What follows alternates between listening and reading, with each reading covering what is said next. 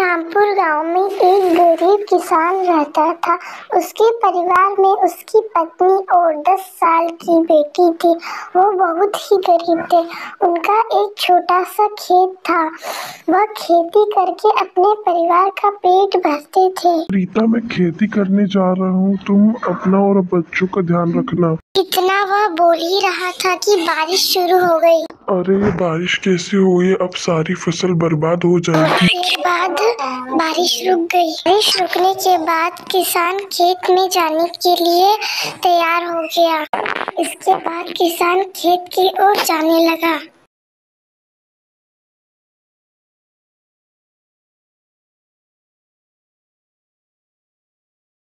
जब वो खेत में पहुंचा तो उसने देखा सारी फसल बर्बाद हो गई। तो उसे बहुत दुख हुआ। वो वापस घर की ओर जाने लगा। जब वो घर जाने लगा तो उसने सोचा, मेरे पास इतने पैसे नहीं है, मैं अपने परिवार को खाना कहाँ से खिलाऊंगा और मैं मेरी बेटी को कैसे भेजूंगा। वो घर पहुंचा तो उसने देखा उसकी पत्नी और उसकी बेटी बैठी हुई है। तो वह घर पहुंचा तो उसने अपनी पत्नी को बताया। बारिश की वजह से सारी फसल बर्बाद हो गई है। ये बातें कर ही रहे थे, तभी किसी ने दरवाजा। तभी एक तांत्रिक बाबा आए। बाबा ने मोहन से कहा, बेटा मुझे कुछ खाने के लिए दे दो। पापा, अभी मेरे पास खाने के लिए कुछ नहीं है, नहीं तो मैं आपको दे देता। मुझे क्षमा कीजिए। तुम मुझे बहुत परेशान लग रहे हो। बताओ तुम्हारे साथ क्या हुआ है। पापा, बारिश की वजह से सारी फसल बर्बाद हो गई है।